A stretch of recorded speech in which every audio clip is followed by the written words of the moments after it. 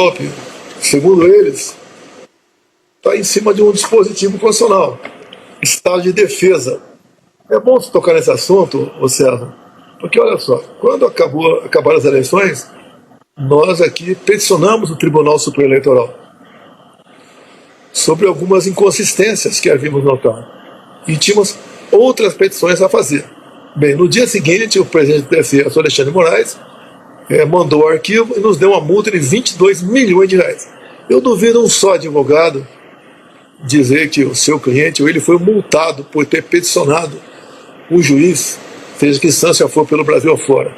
O único multado foi o nosso partido. Quando então, eu li com algumas pessoas e começamos a conversar outra forma de questionar aquilo que nós tínhamos a convicção de estarmos certos, dentro das 4 linhas da Constituição. E daí apareceu a história da minuta de golpe, né, que foi encontrado esse papel na casa do ministro Anderson Torres, chamado Estado de Defesa. Mas o senhor chegou a participar de uma discussão, pelo menos com relação a isso ou não? Nós conversamos dispositivos constitucionais e não podemos mais recorrer ao Tribunal Eleitoral. É difícil a multa que nós levamos. Presidente. E rapidamente, na segunda conversa, não se toca mais nesse assunto e existe mais possibilidade de recurso. Perdemos e vamos esperar as próximas eleições. Diante do cenário que nós encontramos hoje, o senhor tem medo de ser preso ou não, presidente? Eu não tenho preocupação nenhuma, zero. Agora, a forma como o processo conduzido desde o começo, por inquéritos intermináveis, que dura 6 anos, o Supremo vai focar na minuta top e também naquele plano de assassinar a autoridade, que seria ali o plano aí, punhal verde e amarelo. O autor dá para ver que ele tá desse bem, plano, né? conhecido como punhal verde e amarelo, é um general da reserva. Foi encontrado um laptop na casa dele numa busca e apreensão. Bem, o que naturalmente teria que ser feito? De imediato tomar o depoimento dele, até para evitar que ele apresentasse uma possível versão fantasiosa. E qual é a sua opinião a respeito desse plano?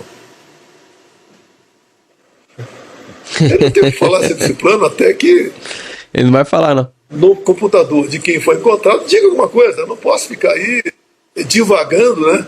O que eu acho, o que eu não acho disso aí. Da minha parte, isso nunca passou pela minha frente. Tá? Nunca tomei conhecimento disso aí. Fiquei com esse conhecimento com o vazamento da PF junto à imprensa brasileira. O senhor confia, acredita na justiça ou o senhor acha que não vai ser possível o senhor realmente ser candidato? E se o senhor não for, realmente existe um prazo limite para que isso aconteça, para que o senhor possa se declarar candidato ou apoiar Bota aí no chat. outro nome da direita? Vamos ouvir. Eu quase como está no momento, eu registro minha candidatura no último momento. O TSE tem pouca semana para decidir. Eu acredito que até lá esteja movimentando multidões pelo Brasil. Eu duvido, a esquerda não vai ter um nome para se apresentar como um razoável candidato. Se for o Lula, pior ainda.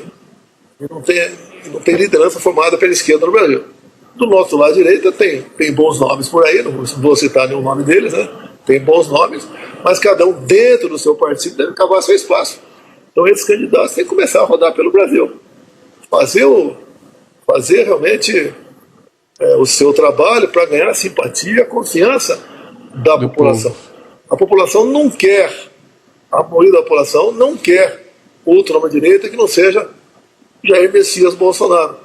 E ponto final. Mesmo assim, o senhor continua confiando na Justiça Eleitoral do Brasil? Olha, a Justiça Eleitoral, ela muda muito rapidamente o seu perfil. Que lá são mandatos passageiros, né? Que muda muito rapidamente. Tem apenas 2 últimas perguntas para fazer. A primeira é a respeito da morte do Papa. Como é que o senhor vê o legado de Francisco à frente da Igreja Católica e o que esperar do próximo Papa?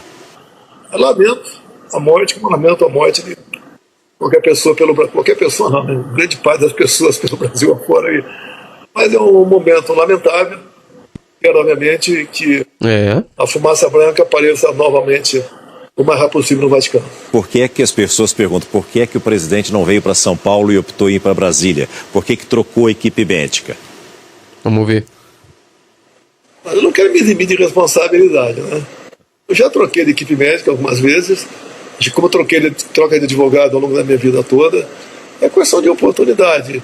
Eu entendo que seria melhor tratado aqui em Brasília, ao lado da minha família, do que lá em São Paulo. Até que a minha esposa vem todo dia aqui, trocamos aí ideias, confidências, falamos da nossa filha, do nosso futuro, e eu já estou aqui com 9 dias internado, a previsão é ficar mais uma semana aqui no mínimo, então ficaria muito melhor aqui, seria muito dispendioso para nós essa viagem a São Paulo e essa recuperação, por isso optamos ficar aqui no Brasil.